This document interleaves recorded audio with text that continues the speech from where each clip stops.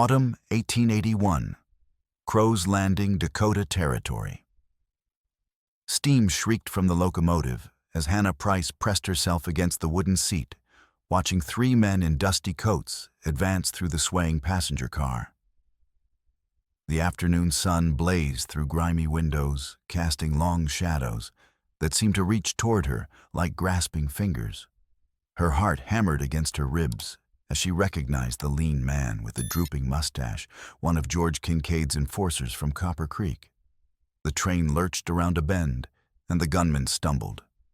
He carried a stamped pass from the railroad agent after last month's water rights hearing, allowing him to ride this route without incident. His Colt Navy discharged into the ceiling with a deafening crack that sent splinters raining down on terrified passengers.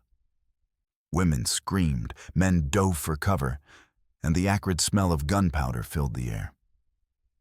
"There she is." "B. Rover," the lean man shouted over the train's clatter, his pale eyes fixed on Hannah with predatory intensity. "Hannah Price, property of Mr. George Kincaid." The elderly woman across the aisle screamed and dove beneath her seat. A traveling salesman clutched his sample case like a shield, his face pale with terror. But it was the Lakota warrior beside Hannah who moved with startling swiftness, his bronzed hand shot out, trapping the gunman's wrist against the bench edge with such force that bones snapped audibly. "Ladies, not property." Dakota said his English precise, despite the accent that marked him as one of the few Native Americans allowed to travel on civilian trains. Blood from a fresh cut on his knuckles dripped onto the floor as he wrenched the revolver away with practiced efficiency. Hannah had noticed him when she boarded at Copper Creek, tall and broad-shouldered with intelligent dark eyes that seemed to catalog every detail of his surroundings.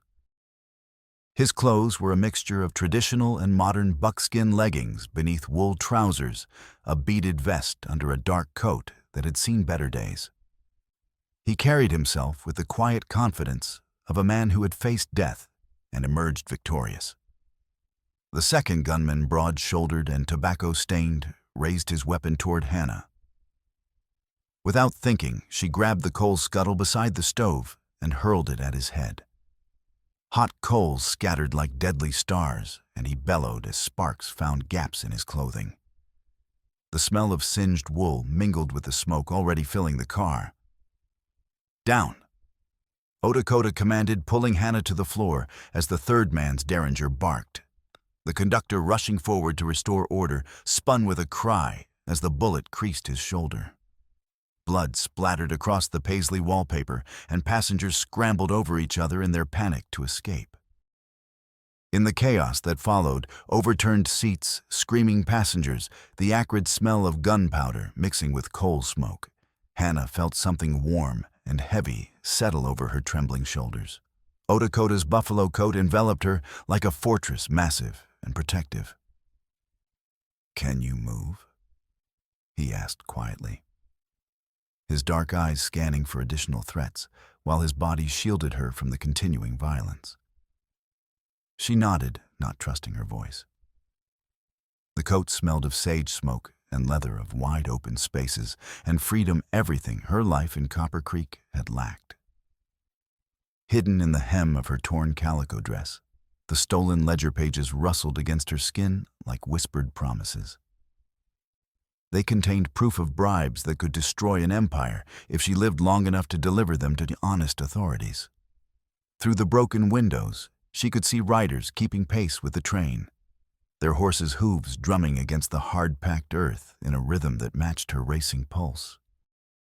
More of Kincaid's men, waiting for the right moment to board or force the train to stop in territory where they held absolute power. "How many?" Dakota asked, following her gaze to the mounted pursuers. "Too many," Hannah whispered back, her throat tight with fear.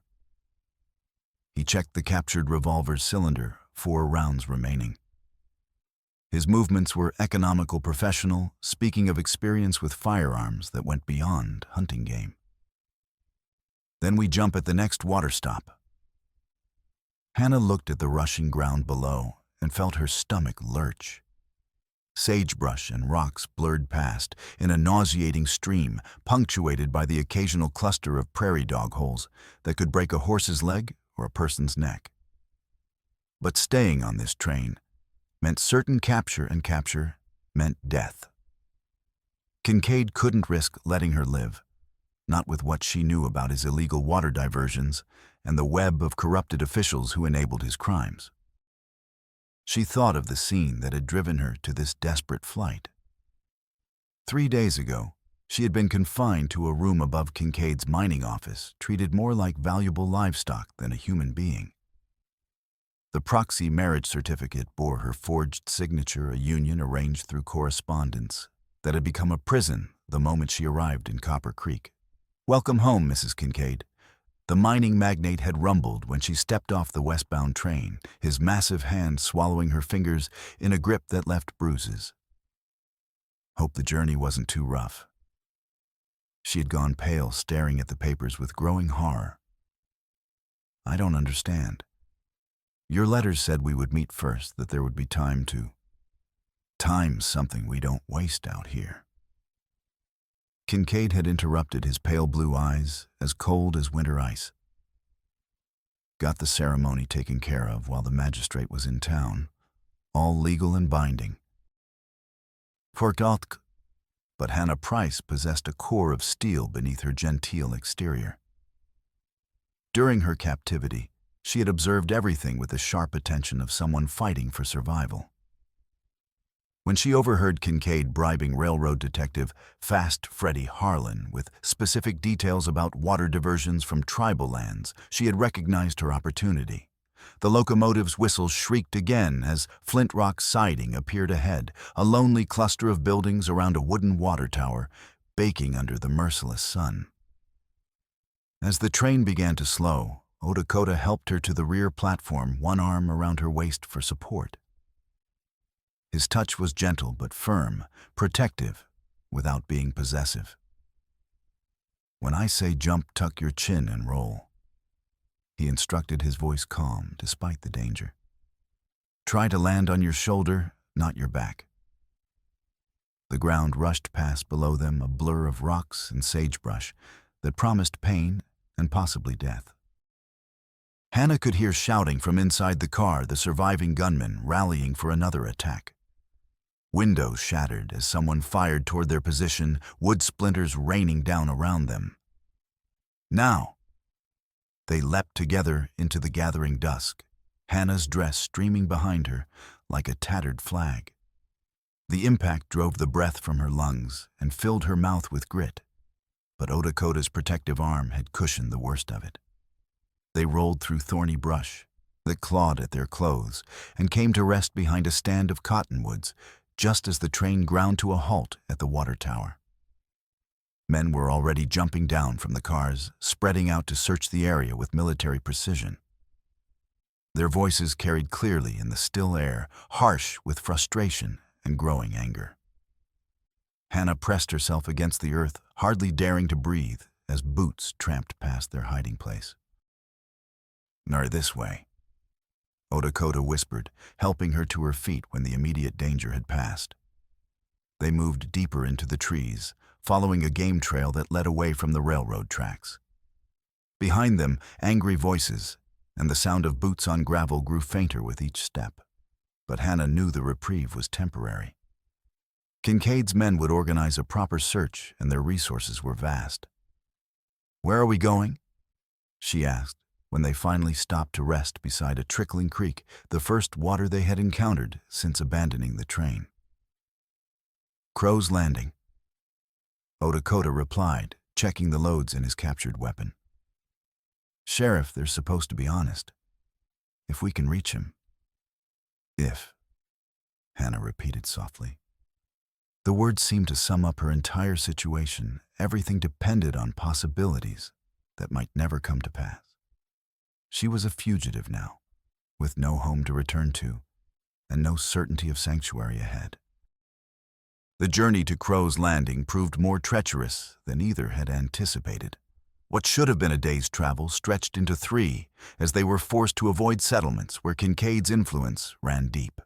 The mining magnate's network of corruption extended far beyond Copper Creek, reaching into every town, trading post, and telegraph station across 3 territories. On their second day, they encountered their first real test. The trail to Crow's Landing passed through Pine Bluff, a mining settlement that owed its existence to one of Kincaid's subsidiary operations. As they approached the outskirts, Dakota raised his hand for silence. "Checkpoint ahead," he murmured, pointing to where the trail narrowed between 2 rocky outcroppings. 3 men armed. Hannah could see them now, rough-looking men with the casual arrogance of those who answer to no law but their employer's will. They had positioned themselves to control the only safe passage through the terrain, forcing all travelers to submit to questioning. "We go around," she whispered. "That'll add 2 days to our journey," Dakota replied. "And there's no guarantee they haven't posted other checkpoints." The alternative route led through country that was barely more than wilderness, rocky badlands, where a single misstep could mean a broken leg or worse. But as they watched, a family with 2 young children was forced to pay what appeared to be an exorbitant toll to pass through the checkpoint. The father's face was grim with the knowledge that he was being robbed, but had no choice in the matter. "We can't let them keep preying on innocent people," Hannah said, making her decision. "There has to be another way." Dakota studied the terrain with the practiced eye of someone who had spent years reading landscape like other men read books. There might be. "See that wash cutting down from the hills? It should connect with the main trail about a mile past their position." The approach required them to climb higher into the rocks, following a treacherous path that tested Hannah's endurance to its limits. Her dress caught on thorns and stones, tearing further with each obstacle they encountered. But gradually, she felt herself adapting to the demands of frontier travel, her soft hands growing calloused, her step becoming more sure on uneven ground. They had nearly reached the connection point when disaster struck. A loose stone turned under Hannah's foot, sending her sliding down a steep slope with a cascade of gravel that echoed like gunfire in the still air. She managed to catch herself before falling too far, but the damage was done. The sound had carried clearly to the checkpoint below. "Up there!" one of the guards shouted. "Someone's trying to go around." Within minutes, mounted pursuers were climbing toward their position, forcing Hannah and Dakota to flee deeper into the Badlands. What followed was a nightmare chase through terrain that seemed designed to break horses and riders alike. Narrow passages between towering rock formations gave way to treacherous slopes, where a single mistake meant death. But the pursuit served one unexpected purpose. It drove them toward the one person who might be able to help. They found Eliza Barnett at the abandoned Sweetwater mine, a played-out silver claim that had been left to the elements when the ore ran thin. She was a woman of perhaps 35, with prematurely gray hair and eyes that held the weariness of someone who had seen too much of the world's cruelty. Her presence in such a desolate place should have been suspicious, but desperation made Hannah willing to grasp at any offered assistance. "You're the ones they're hunting," Eliza observed, emerging from the mine's entrance with a rifle held ready, but not quite threatening. "Hannah Price and her Indian protector." "You know who we are?" Hannah asked, immediately on guard. "Word travels fast out here, especially when George Kincaid's offering a $1,000 reward." Eliza's smile held no warmth. "But don't worry, I'm not interested in his blood money."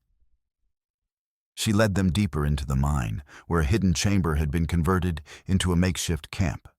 Supplies were stacked against the walls, and a small fire provided warmth in the underground chill. The courthouse cellar had been tied into old limestone service tunnels first dug as fire breaks for the mill years ago, which is why the passages still connected beneath the square. But what drew Hannah's attention were the documents scattered across a makeshift table map's correspondence, and what appeared to be surveillance notes. You're gathering evidence against him, Hannah realized. For 3 years now, Eliza confirmed. Ever since he had my husband killed for refusing to sell his water rights. But evidence isn't enough. You need someone willing to testify, and most folks are too scared to cross him. She studied Hannah with calculating eyes. Unless, of course, someone were to steal his private records. The kind of documentation that could hang him and half the territorial government. Hannah felt the stolen ledger pages burning against her skin like brands. What do you know about that? I know you took something from his office before you ran. Something important enough to make him risk open warfare on a passenger train. Eliza's voice hardened with satisfaction. Show me. With trembling fingers, Hannah extracted the folded pages from their hiding place. Eliza examined them with the intensity of a scholar, studying ancient texts, her expression growing more animated with each revelation. Names, dates, amounts, it's all here, she breathed. Every bribe, every illegal diversion, every life destroyed by his greed. This could bring down his entire network. But even as hope flickered to life in Hannah's chest, Eliza was shaking her head. The problem is getting it to someone who can act on it. Judge Colt in Crow's Landing is honest, but Kincaid's men are watching every approach to the town. Then how do we reach him? Dakota asked. Eliza's smile was sharp as a blade. We create a distraction, something big enough to draw their attention while you slip through their net. The plan she outlined was audacious in its simplicity. She would approach Kincaid's lieutenant disloyal Dan Morrison, claiming to have information about their location. While his men responded to the false lead, Hannah and Dakota would have a clear path to Crow's Landing. It's dangerous, Dakota observed. If they suspect you're playing them. They won't, Eliza said with cold confidence. I've been feeding them information for months, always accurate enough to keep them trusting, never quite enough to get you caught. They think I'm working for them. As they prepared to leave the mine, Hannah found herself studying their benefactor with growing uncertainty. There was something in Eliza's manner, a careful precision in her words, a way of watching their reactions that suggested layers of deception beneath her apparent honesty. Why should we trust you? She asked suddenly. Eliza's expression softened slightly.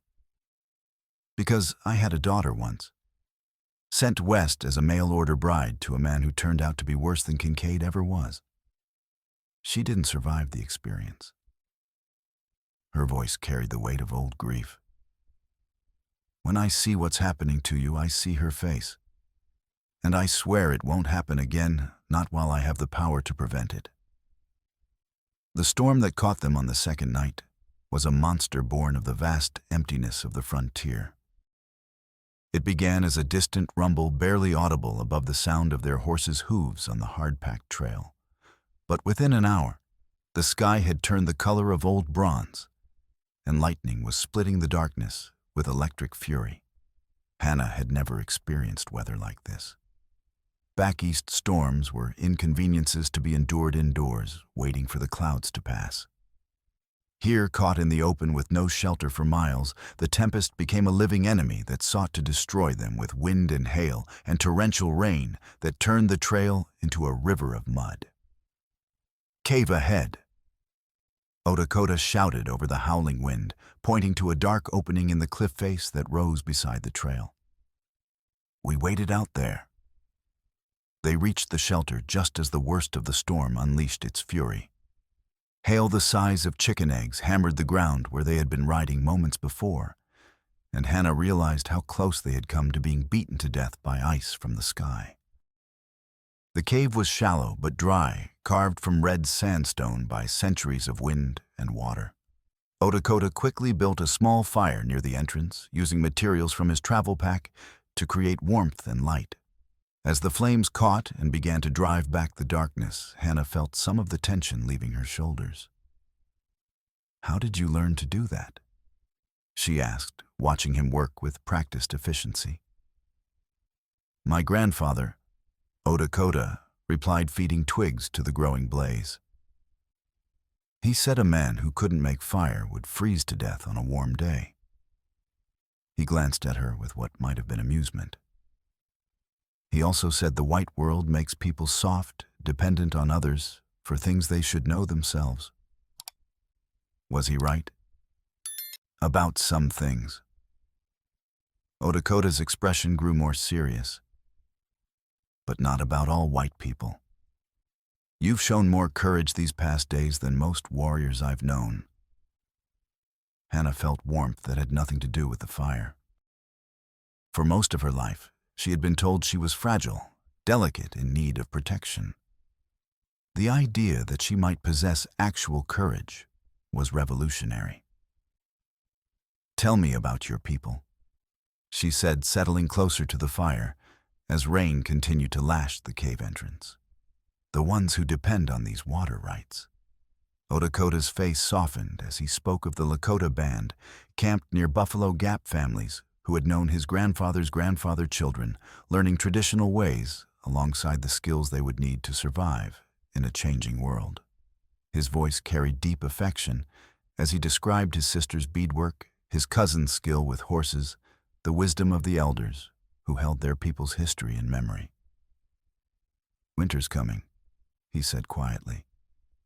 "If we can't secure legal access to the traditional springs, the band will have to move further from reliable water. Children and elders will suffer first, they always do." The simple words carried more weight than any dramatic speech. These weren't abstract political concepts, they were life-and-death realities for people who depended on his success. "The evidence I'm carrying," Hannah said carefully, "it documents Kincaid's illegal water diversions from tribal lands. If it reaches the right hands, it could save lives." Dakota agreed, his voice sharpening with hope. "My people's lives." They sat in comfortable silence for a while, listening to the storm rage outside their sanctuary. But as the hours passed, Hannah became aware of a new kind of tension building between them, something that had nothing to do with danger or pursuit. She had been studying his profile in the firelight, noting the strong line of his jaw, the way shadows played across his high cheekbones. When he turned and caught her gaze, she felt her breath catch in her throat. "You're staring," he observed quietly. "I'm sorry, I didn't mean to." "I don't mind." His voice was low, intimate in the enclosed space. "I've been watching you too." The admission hung between them like a bridge waiting to be crossed. Hannah found herself leaning closer, drawn by something stronger than conscious thought. But before either could act on the growing attraction, a new sound cut through the storm's fury, the distant sound of hoofbeats on stone. "Riders," Dakota said, instantly alert. "Coming this way." They quickly extinguished the fire and pressed themselves against the cave's rear wall, hoping the darkness would hide them from casual observation. Through the cave mouth, Hannah could see torches bobbing in the rain, at least 6 riders, maybe more, searching the area with systematic thoroughness. "Found their tracks," a voice called out, nearly lost in the storm's roar. "Leading toward the cliff face." Hannah's heart sank as she recognized the voice, disloyal Dan Morrison, Kincaid's most trusted enforcer. Either their trail had been easier to follow than expected, or Eliza Barnett's diversion had failed to draw them away. The riders dismounted and began searching the cliff face, their torches casting dancing shadows on the rock walls. It was only a matter of time before they discovered the cave entrance. "Back wall." Dakota whispered, his lips close to her ear. "Feel for an opening." Hannah's hands explored the rough stone, searching desperately for some hidden passage. Just as she was beginning to despair, Her fingers found a gap narrow, barely wide enough for a person to squeeze through, but it was their only chance. They wormed their way into the crack just as torchlight flickered across the cave entrance. The passage was tight, scraping skin from their shoulders and tearing at their clothes, but it led deeper into the cliff. Behind them, angry voices echoed as the searchers discovered their abandoned horses. The hidden passage opened into a larger chamber, completely dark and filled with the sound of dripping water. They moved carefully, hands extended to avoid obstacles, until they found what felt like a pool fed by an underground spring. "We can't go back the way we came," Dakota said quietly. "They'll be watching the entrance." "Then how do we get out?" "We follow the water. Underground streams always lead somewhere." What followed was the most harrowing part of their journey yet. The underground river led through a maze of passages, some wide enough to walk upright, others forcing them to crawl through spaces barely larger than rabbit holes. The water was ice cold, numbing their hands and feet, and more than once, Hannah was certain they would become lost in the darkness forever. But Dakota possessed an almost supernatural sense of direction, guiding them through the maze with confidence born of years spent reading the subtle signs of air movement and water flow. When they finally emerged from a crack in the rocks 3 miles from where they had entered, dawn was breaking over a landscape washed clean by the storm. "We made it," Hannah breathed, hardly believing they had survived the ordeal. "The first part," Dakota corrected, scanning the horizon for signs of pursuit. "We still have to reach Crow's Landing." But something had changed during their underground journey. The shared danger, the absolute dependence on each other for survival, had forged a bond that went beyond mere alliance. When Dakota helped her climb from the rocky crevice, his hands lingered on her waist longer than necessary. When she stumbled on the uneven ground, her body pressed against his with an intimacy that neither tried to avoid. They found their horses grazing in a sheltered valley, apparently none the worse for their abandonment. But as they prepared to resume their journey, Hannah realized that the evidence hidden in her dress had been damaged by their underwater passage. Several pages were illegible, their ink dissolved by the mineral-rich water. "Will it be enough?" she asked, examining the remaining documents with growing despair. "It has to be," Dakota replied with grim determination. "We've come too far to turn back now." Crow's Landing appeared through the morning haze like a mirage of civilization. After days of traveling through wilderness, the sight of actual streets, buildings with glass windows, and people going about their daily business felt almost surreal. But Hannah's relief was tempered by caution. Kincaid's reach was long, and there was no guarantee that even this relatively large settlement was free from his corruption. They approached carefully, using the cover of freight wagons and cattle drives to mask their arrival.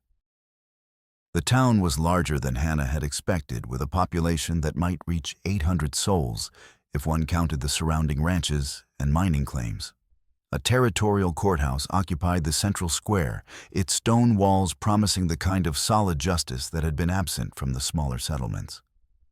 "Sheriff's office is in the courthouse basement," Dakota observed, studying the building's layout. Smart, thick walls, limited access points, clear fields of fire. But even as they planned their approach, Hannah noticed something that made her blood run cold. Across the square in front of the cattleman's hotel stood a familiar figure, engaged in animated conversation with a well-dressed stranger. Eliza Barnett was in Crow's Landing, apparently unharmed, despite her supposed mission to distract Kincaid's men. "She's supposed to be leading them away from here," Hannah whispered. "Unless she never intended to," Dakota replied grimly. "Look at her companion." The man talking with Eliza was young, perhaps 25, with the pale complexion and soft hands of someone who had never done manual labor. His clothes were expensive but practical, and he carried himself with the confidence of education and authority. As Hannah watched, he produced what appeared to be a telegram and showed it to Eliza, who nodded and pointed directly toward their position. Federal Marshal Dakota identified. By dawn of the second day, a detachment from the territorial capital rode in, bringing federal authority to bear on the courthouse steps. Has to be nobody else would have access to territorial communication networks.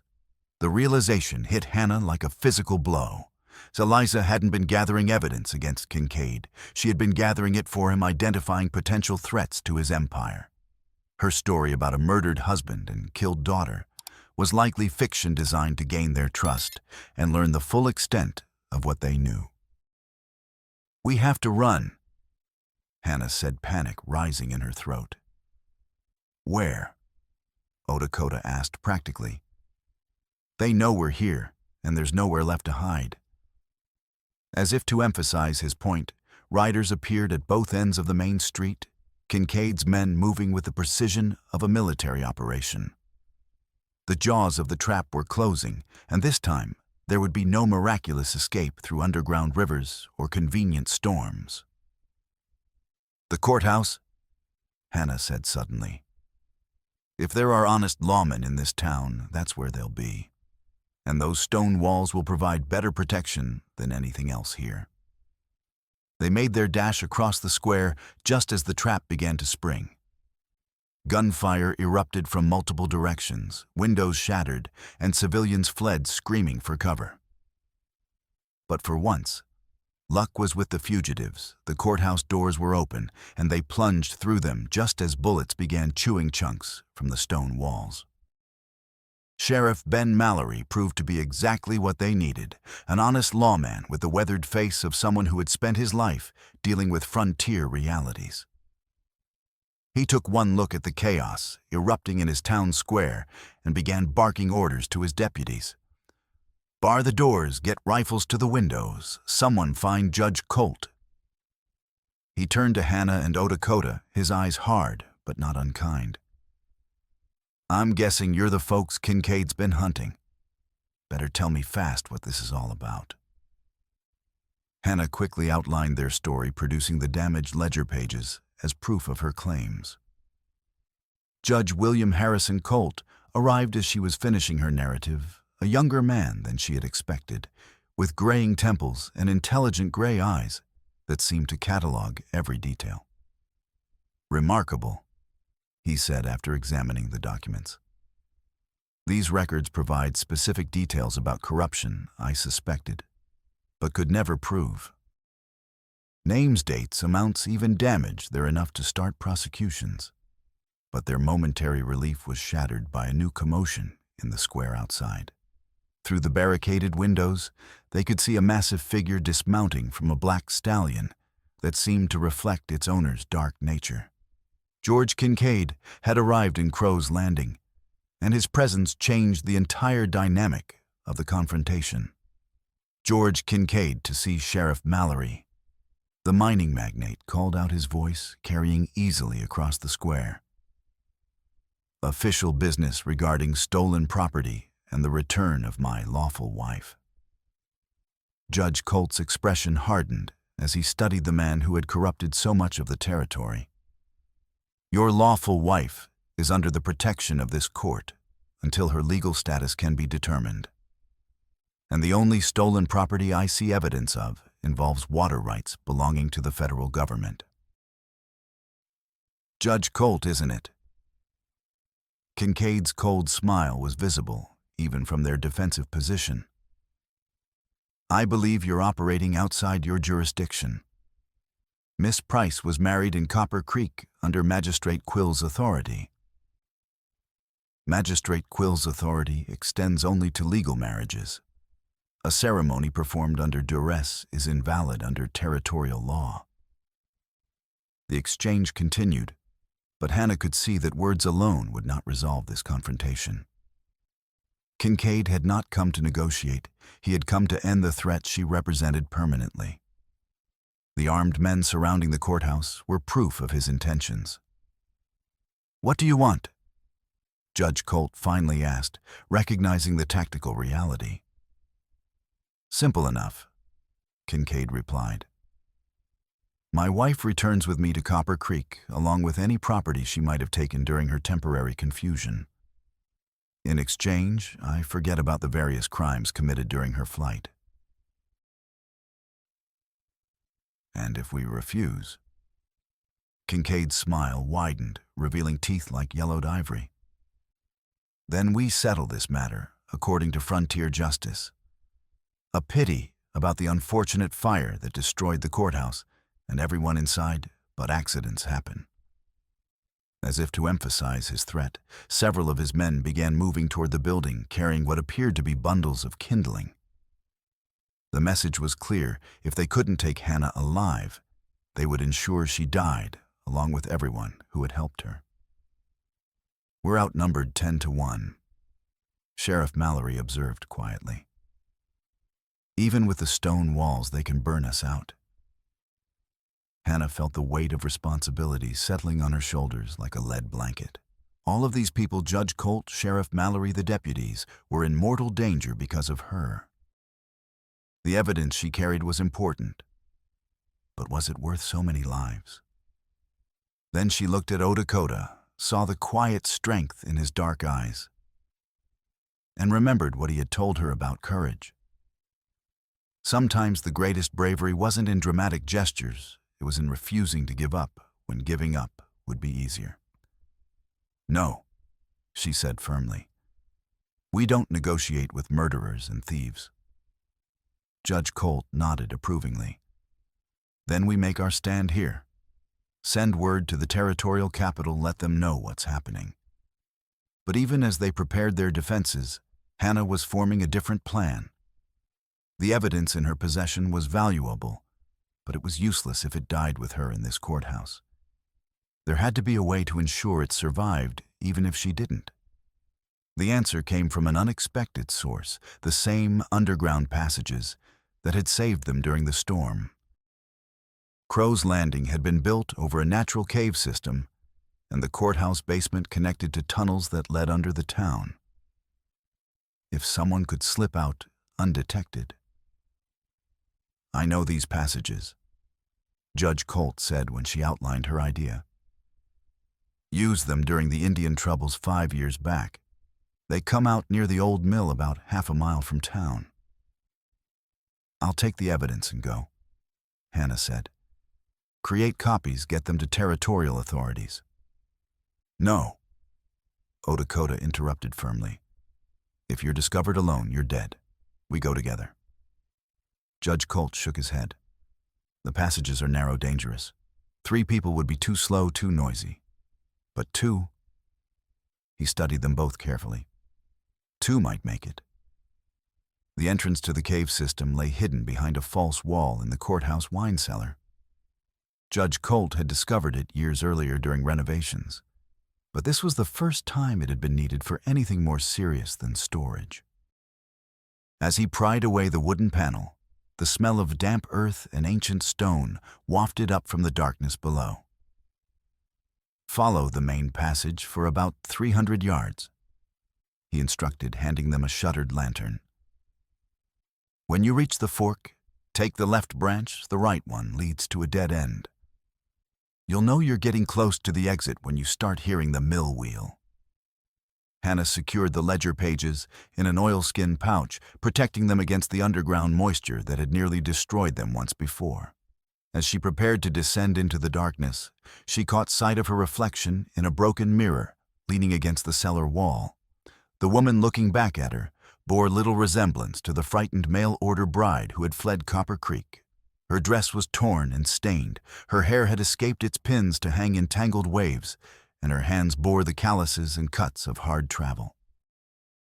But her eyes held a strength that hadn't been there before, the look of someone who had been tested and found herself equal to the challenge.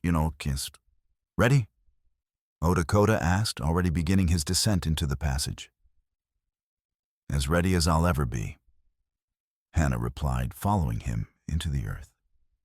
The tunnels were even more challenging than their previous underground journey. These passages had been carved by water over millennia, creating smooth-walled chambers connected by narrow cracks that forced them to crawl on hands and knees. The lantern's flickering light revealed strange formations, flowstone curtains that looked like frozen waterfalls pillars where stalactites and stalagmites had joined over countless centuries. But beauty gave way to claustrophobia as the passages grew narrower. At one point, Hannah became wedged in a gap barely wide enough for her shoulders, panic rising as she struggled to free herself.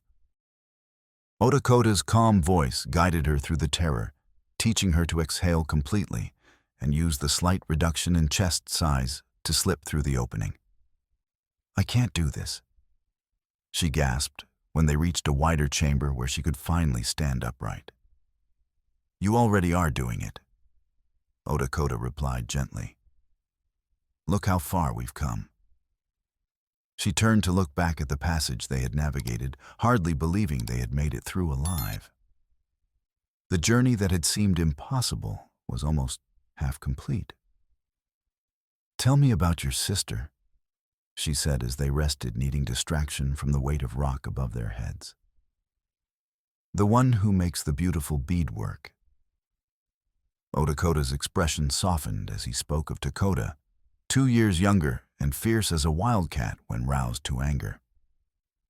She had been the one who insisted he accept the mission to negotiate water rights, arguing that his facility with English and understanding of white customs made him the band's best hope for success. "She said I had a gift for building bridges between worlds," he said with a slight smile. "Though I think she might have been more interested in getting me away from the reservation for a while." "Why?" "Because I was driving everyone crazy with my restlessness. My people have always been nomadic. We follow the seasons, the game, the availability of resources. Being confined to a fixed area, it doesn't suit our nature." Hannah nodded, recognizing a kindred spirit. "I felt the same way in Boston, trapped by expectations by the roles I was supposed to fill. That's why I answered Kincaid's letter. I thought marriage on the frontier would give me more freedom, not less." "And now?" She considered the question as they resumed their journey through the darkness. "Now I understand that freedom isn't about geography. It's about choosing who you want to be and having the courage to become that person." They reached the fork Judge Colt had described, where the passage split into 2 equally dark openings. The left branch showed signs of regular water flow, while the right appeared dry and dusty. Following the judge's instructions, they took the left path and were rewarded by the gradual sound of flowing water growing stronger ahead. But as they approached what they hoped was the exit, a new sound reached their ears, voices coming from the direction of the mill. Hannah's heart sank as she recognized the harsh tones of disloyal Dan Morrison giving orders to his men. "Completely surrounded the courthouse. Boss wants them taken alive if possible, but dead if necessary. And keep watching the mill if they try to slip out through the old passages." They had been anticipated again. Somehow Kincaid's network of informants had learned about the cave system and positioned men to intercept anyone trying to use it for escape. The trap was more complete than they had imagined. What now?" Hannah whispered. Dakota studied their situation with the tactical mind of someone who had fought battles against superior forces. "We wait until dark. They can't watch every approach to the mill indefinitely, and we might be able to slip past in the confusion." But waiting meant listening to the sounds of battle from the direction of town. Gunfire echoed through the passages, punctuated by shouts and what sounded like buildings catching fire. The siege of the courthouse had begun in earnest, and Hannah knew that every minute they delayed increased the danger for Judge Colt and Sheriff Mallory. "There has to be another way," she said desperately. That was when they heard a new voice from the mill area, female, authoritative, and disturbingly familiar. "I told you they would try the passages," Eliza Barnett was saying. "Hannah Price is more resourceful than she appears, but she's predictable. Desperate people always seek the path that seems safest. "You sure they'll come this way?" Dan Morrison asked. "Certain. The courthouse is a death trap and they're too smart not to realize it. When they try to escape, this is where they'll emerge." Hannah felt bile rising in her throat as the full extent of Eliza's betrayal became clear. The woman hadn't just identified their location, she had anticipated their escape route and positioned forces to intercept them. Every piece of help she had provided had been calculated to drive them deeper into the trap. But even as despair threatened to overwhelm her, Hannah noticed something that gave her hope. Eliza's voice was coming from the mill itself, but the men Morrison was commanding were spread around the building's perimeter. If they could reach the mill undetected, they might be able to confront Eliza directly and perhaps turn the tables on their pursuers. "Can you get us to the mill building without being seen?" she whispered to Dakota. "Probably. But why would we want to get closer to them?" Hannah's smile was sharp as winter wind. "Because I think it's time Miss Barnett learned what happens when you underestimate desperate people." The mill's water wheel turned with a steady rhythm that masked the sound of their approach. Hannah and Dakota emerged from the cave system into a stone foundation chamber, filled with the massive gears and belts that powered the grain processing equipment above. The machinery created enough noise to cover their movement, but it also meant they couldn't hear the exact positions of their enemies. Dakota moved like a shadow, his moccasined feet silent on the stone floor as he scouted their immediate surroundings. The mill had been built with multiple levels, the grinding floor above them, storage areas on either side, and what appeared to be an office space near the water wheel itself.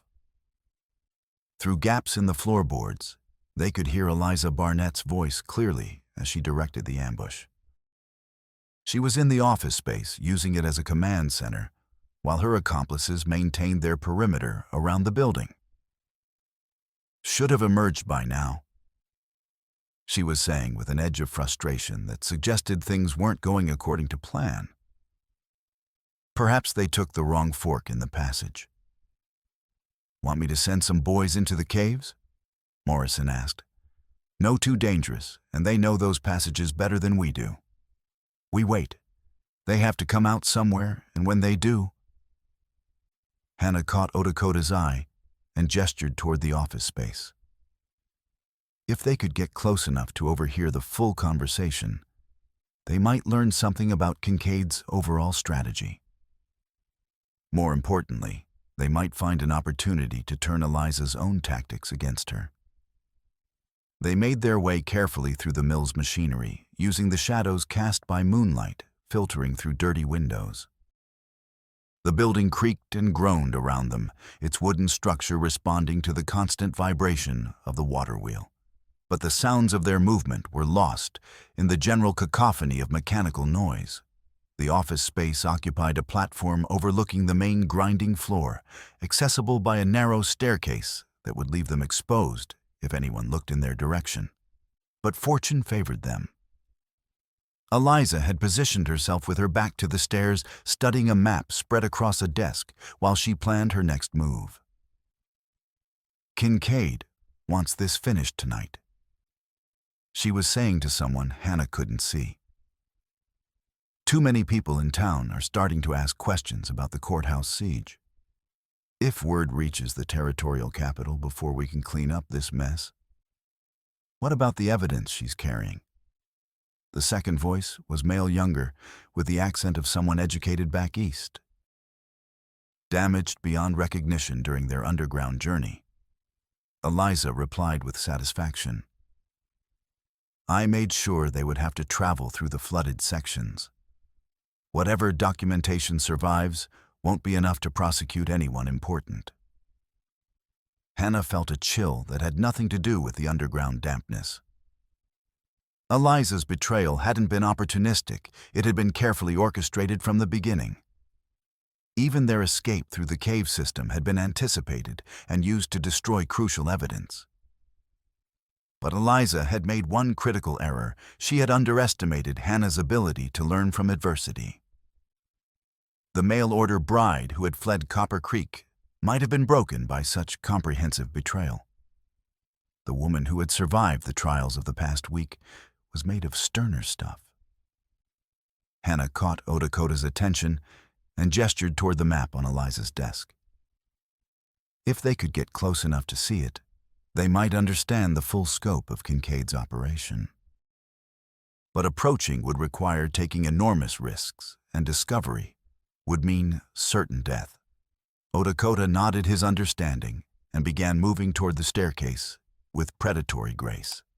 His plan became clear as Hannah watched. He would create a distraction that drew attention away from her, allowing her to reach the office undetected. It was desperately dangerous for both of them, but their options had dwindled to nothing. The distraction came in the form of a carefully thrown stone that shattered a window on the mill's far side. As Eliza and her companion rushed to investigate the sound, Hannah sprinted up the staircase and dove behind the desk where the map was spread. What she saw there made her blood freeze. The map showed not just Crow's Landing, but the entire territorial water system, every stream, river, and natural spring across 3 territories. Red marks indicated diversions already in place, while blue marks showed planned future operations. The scope of Kincaid's illegal activities was far greater than anyone had imagined. But more disturbing were the notations scattered across the map names and dates that indicated a systematic campaign of intimidation and murder. The accidents that had befallen anyone who opposed Kincaid's water thefts weren't accidents at all. They were executions carried out with enough subtlety to avoid official investigation.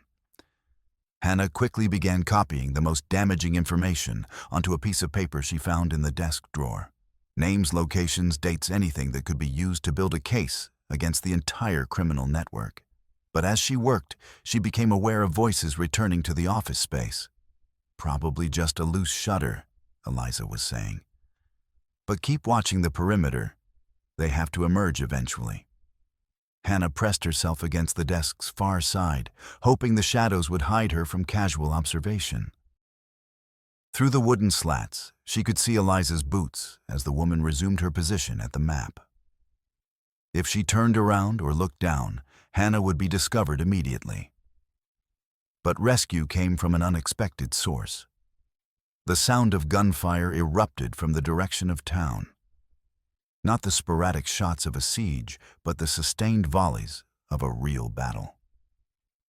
Eliza cursed and moved to the window, trying to see what was happening at the courthouse.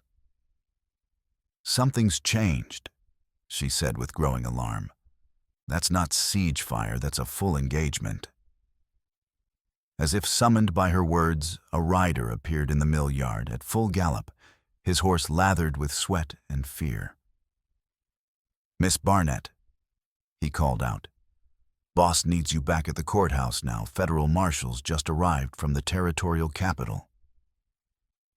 Hannah felt hope surge in her chest, like a flame catching dry tinder. Judge Colt's messages had gotten through after all. Help was coming if they could survive long enough to reach it. But Eliza's reaction was swift and decisive. "Burn the mill," she commanded. "Everything in it. Make sure no evidence survives." "What about the 2 fugitives? If they're in there, they'll burn with it. If not, the fire will drive them into the open where we can finish them." Eliza's voice was cold as winter stone. "Either way, the problem gets solved." Hannah heard the sound of boots on the staircase as men began climbing toward the office level, carrying what smelled like kerosene and torches. Within minutes, that the entire mill would be an inferno, and anyone inside would be trapped by walls of flame. But even as terror threatened to paralyze her, Hannah forced herself to think clearly. The map was too valuable to abandon, and the information she had copied was crucial evidence. If she could get it out of the building, it might be enough to bring down Kincaid's entire operation. She waited until Eliza had descended to the main floor, then grabbed the map and her copied notes. The staircase was too exposed. She would have to find another way down. That was when she noticed the pulley system used to lift grain sacks to the upper floors. The rope was thick enough to support her weight, and it led directly to the loading dock where Dakota was waiting. The descent was harrowing. Her hands burned as she slid down the rough rope, and she could hear men searching the building below. But she reached the loading dock just as the first flames began licking at the mill's wooden walls. "The whole building's going up," Dakota said grimly, pulling her away from the spreading fire. "We need to move now." They ran through the night as the mill became a pillar of flame behind them, its destruction visible for miles. But the fire served one purpose. Hannah hadn't anticipated it drew attention away from their escape route, allowing them to slip through Kincaid's perimeter undetected. The battle at the courthouse was in full swing when they arrived, but the dynamic had shifted dramatically. Federal marshals had indeed arrived from the territorial capital, bringing with them warrants for the arrest of Kincaid and his accomplices. What had begun as a siege had become a rout, with the mining magnate's men surrendering or fleeing into the night. But Kincaid himself was nowhere to be found. Slipped away when the marshals arrived. Sheriff Mallory reported as Hannah and Dakota reached the courthouse steps, probably heading back to Copper Creek to destroy evidence and gather reinforcements. Judge Colt examined the map and notes Hannah had rescued from the mill with growing amazement. This is even more comprehensive than the ledger pages. With this information, we can prosecute not just Kincaid, but his entire network. "If we can find him," Hannah pointed out. "He's got resources we can barely imagine and nothing left to lose." That was when Eliza Barnett appeared at the edge of the courthouse square, her clothes singed from the mill fire, but her eyes burning with fanatic determination. In her hands was a rifle aimed directly at Hannah's heart. "You've caused enough trouble," she called out, her voice carrying clearly across the square. Time to finish what should have been done in Copper Creek. The federal marshals reached for their weapons, but Eliza had chosen her position well. Any shot that missed her would likely hit Hannah instead. It was a standoff that could only end in tragedy. But Hannah had learned something during her trials on the frontier. Sometimes the greatest courage came not from dramatic gestures, but from refusing to be intimidated by those who sought to control through fear. "You're right," she said calmly, stepping away from the protection of the courthouse walls. "It is time to finish this." Hannah walked toward Eliza Barnett with steady steps, her hands empty, but her spine straight. The federal marshals called warnings, but she ignored them. This confrontation had been building since that first moment in the abandoned mine, and it would not end until the truth was finally spoken. "You want to shoot me?" Hannah asked, her voice carrying clearly across the square.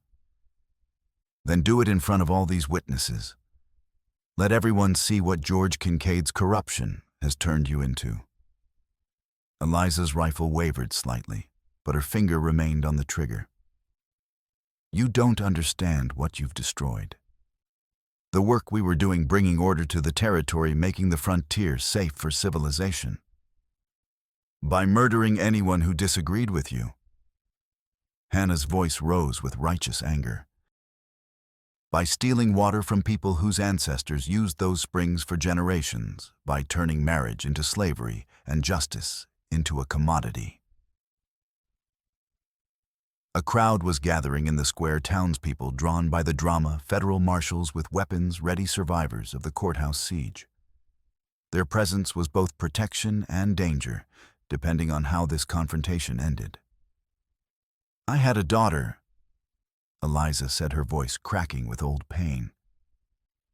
"Everything I did was to prevent other young women from suffering as she suffered. Then why did you help deliver me into the same trap?" Hannah demanded. Why did you work to ensure Kincaid could continue preying on innocent people? For a moment, uncertainty flickered in Eliza's eyes. The rifle's barrel dropped slightly as she struggled with the contradiction in her own reasoning. But then her expression hardened again, fanaticism overcoming doubt. Because some sacrifices are necessary for the greater good. Your death will end this investigation, allow the territory to return to stability. My death will change nothing, Hannah interrupted. The evidence has already been copied, distributed, sent to territorial authorities. Killing me now would be nothing but revenge. That was when Dakota stepped into the open, his own weapon trained on Eliza with steady hands. Lady's got a point. Question is whether you're smart enough to see it. The tableau held for what felt like eternity. Hannah between the two armed figures, the crowd watching in breathless silence, the future of the territory hanging in the balance. Then from the direction of the main road came the sound of hoofbeats approaching at a gallop. George Kincaid appeared at the head of a column of riders, his massive form unmistakable even in the darkness. But something was wrong with the picture. Instead of charging into battle, his men were riding with the controlled urgency of a retreat. Behind them, visible as a growing glow on the horizon, flames painted the night sky. Copper Creek's burning, one of the federal marshals observed with grim satisfaction. Looks like someone decided to clear out the evidence before we could get to it. Kincaid dismounted in the center of the square, his pale eyes taking in the scene with calculating intelligence. He was a man who had built an empire through violence and corruption, but he was also pragmatic enough to recognize when the game was over. Eliza! He called out, his voice carrying the authority of absolute command. Lower the rifle. It's finished. No, she replied, her weapon swinging between Hannah and Kincaid himself. We can still salvage this if we eliminate the witnesses.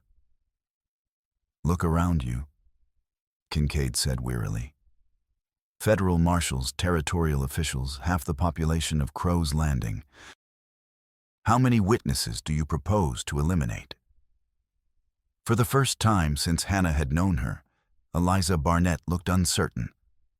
The rifle in her hands seemed to grow heavier as she realized the impossibility of her situation. But desperation made her dangerous. A cornered animal was always most likely to strike. Drop the weapon. Marshal James Crawford commanded, his own rifle trained on Eliza. This is your final warning. The confrontation might have ended there, but George Kincaid chose that moment to make his final play. Moving with surprising speed for such a large man, he drew a concealed pistol and aimed it not at the marshals or at Hannah, but at Dakota. Indian killed my men. He snarled, his composure finally cracking. Interfered with legal business, stole my lawful property. The shot echoed across the square like thunder, but it was Eliza's rifle that had fired. Kincaid staggered, clutching his shoulder where her bullet had struck his own weapon, falling unfired to the ground. Enough, she said quietly, the rifle now pointed at the ground. I won't let you hurt anyone else. In the chaos that followed, marshals rushing to secure prisoners, townspeople cheering wounded men being treated, Hannah found herself face to face with the woman who had betrayed and ultimately saved her. Why? She asked simply. Eliza's smile was sad and exhausted. Because I finally remembered what my daughter would have wanted. She never asked for revenge, she asked for justice. There's a difference even if it took me 3 years to see it. The trials that followed would become legendary in territorial legal history. George Kincaid, despite his wound, was charged with conspiracy, bribery, theft of federal resources, and accessory to murder. The evidence Hannah had gathered, combined with testimony from dozens of witnesses, painted a picture of corruption so comprehensive that it reached into every level of territorial government. Eliza Barnett's cooperation proved crucial to unraveling the full extent of the criminal network. Her 3 years of gathering intelligence had created a detailed map of corruption that allowed prosecutors to target not just the central figures, but the web of accomplices who had made Kincaid's crimes possible. But perhaps the most significant outcome was the restoration of water rights to their rightful owners. The Lakota band near Buffalo Gap regained access to the traditional springs that had sustained their people for generations, while ranchers and farmers across 3 territories saw illegal diversions shut down and natural water flows restored. For Hannah, the trials represented both an ending and a beginning. The frightened mail-order bride who had fled Copper Creek was gone forever, replaced by a woman who understood her own strength and was prepared to use it. She had found her voice during those months of testimony, speaking truth to power, with a conviction that impressed even veteran prosecutors. And through it all, Dakota had stood beside her, not as a protector, but as a partner. Their relationship had deepened during the long weeks of legal proceedings, growing from mutual respect to genuine love, built on shared trials and proven reliability. The wedding took place 6 months later on a hill overlooking the restored springs near Buffalo Gap. It was a ceremony that blended traditions from both their worlds, Lakota customs performed by Elder Maka, alongside territorial legal requirements handled by Judge Colt, who had become not just an ally, but a friend. Hannah wore a dress of soft doeskin, decorated with intricate beadwork that told the story of their partnership created by Dakota's sister Dakota as a wedding gift. The design incorporated symbols of courage, justice, and the joining of 2 paths into one, a narrative of transformation and hope worked in blue and white beads that caught the sunlight like scattered stars. The ceremony itself was witnessed by an unlikely collection of guests, Lakota families, who had benefited from the restored water rights, townspeople from Crow's Landing who had stood with them during the siege, federal marshals who had helped bring Kincaid to justice, even Thomas and Emma Mueller, who had traveled from Broken Wheel Station to see the conclusion of the story they had helped make possible. Judge Colt's legal portion of the ceremony was brief but heartfelt. By the authority vested in me by the territorial government, and in recognition of a partnership that has already proven its worth through trial and adversity, I pronounce you husband and wife. As they stood together beside the flowing water that had been the catalyst for everything, Hannah reflected on the incredible journey that had brought them to this moment. The woman who had once begged for shelter under a stranger's coat now stood as an equal partner in a union built on mutual respect and shared purpose. "Any regrets?" Dakota asked quietly, as they watched the sun set over the vast prairie that had tested and transformed them both.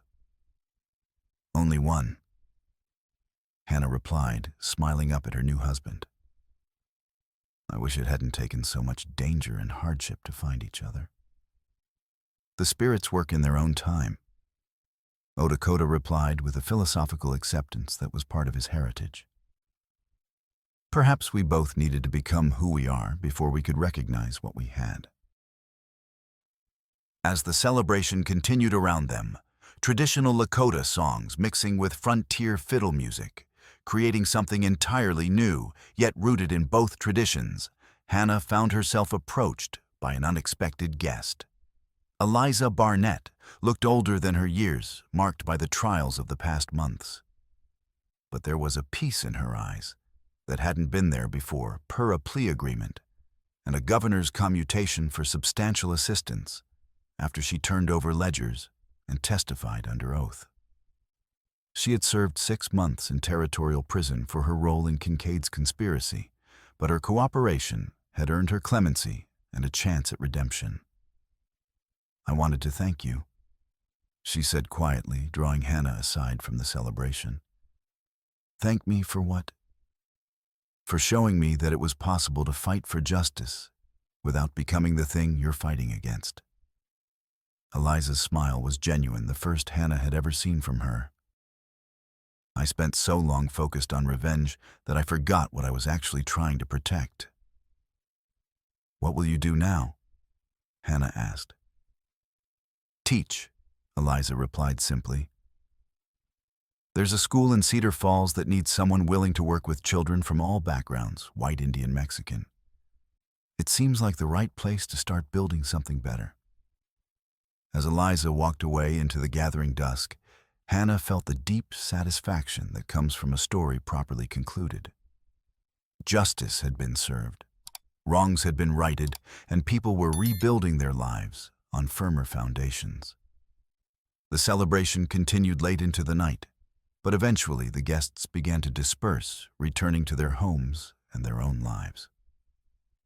Hannah and Dakota found themselves alone beside the springs, listening to the eternal song of flowing water and the distant sounds of the prairies settling into darkness. "No more running," Hannah said softly, marveling at the simple luxury of safety. "No more hiding." Dakota agreed, his arm tightening around her waist. "Just the work of building something lasting."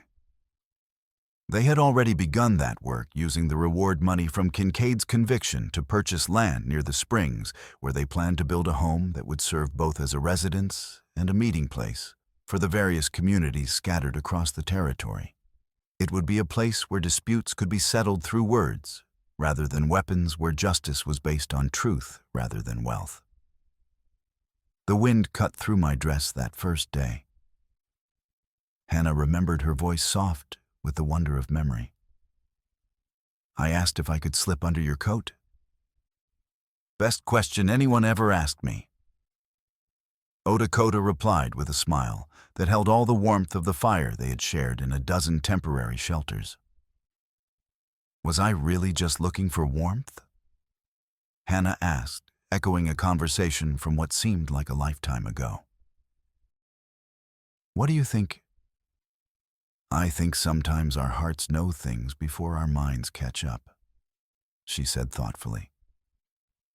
"I think I was looking for exactly what I found: a partner strong enough to stand with me, wise enough to trust my judgment, and stubborn enough to see things through to the end."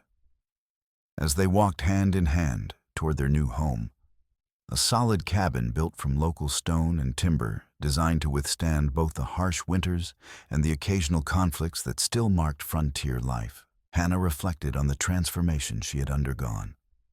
The mail-order bride who had whispered for shelter was gone forever, replaced by someone who understood that the greatest strength came not from standing alone, but from choosing the right person to stand with. In Dakota, she had found not just a protector or provider, but a true partner in every sense of the word. The future stretched ahead, bright with possibility, but also marked with the certainty of challenges yet to come. The territory was changing slowly, healing from the corruption that had poisoned it for so long, but progress was never easy or guaranteed. There would be other George Kincaids, other battles to fight, other injustices to confront. But Hannah no longer faced such challenges with fear. She had learned something precious during those desperate weeks of flight and pursuit, that courage wasn't the absence of fear, but the decision to act in spite of it. That justice wasn't guaranteed by law or authority, but had to be fought for and defended by ordinary people willing to risk everything for what was right. As they reached their cabin door, Hannah paused to look back at the springs that had brought them together. In the moonlight, the water seemed to flow with liquid silver, carrying with it the hopes and dreams of all the people who depended on its life-giving presence. "Thank you," she whispered to whatever forces had guided their path to this convergence. The wind that had once seemed so hostile now felt like a blessing, carrying the scents of prairie grass and the promise of seasons yet to come. In the distance, a coyote howled. Not a sound of menace, but a song of wild freedom that echoed the transformation in her own heart. Hannah Price Standing Bear smiled as she crossed the threshold into her new life. It was not the existence she had imagined when she first traveled west, but it was infinitely better. She had found not just love, but partnership, not just safety, but purpose, not just survival, but the chance to help build something lasting and good. The frightened young woman who had begged for shelter was gone forever, replaced by someone who understood that the greatest adventures came not from running away from responsibility, but from embracing it fully. Whatever challenges the future might bring, she and Dakota would face them together. Partners in every sense, equals in courage and commitment.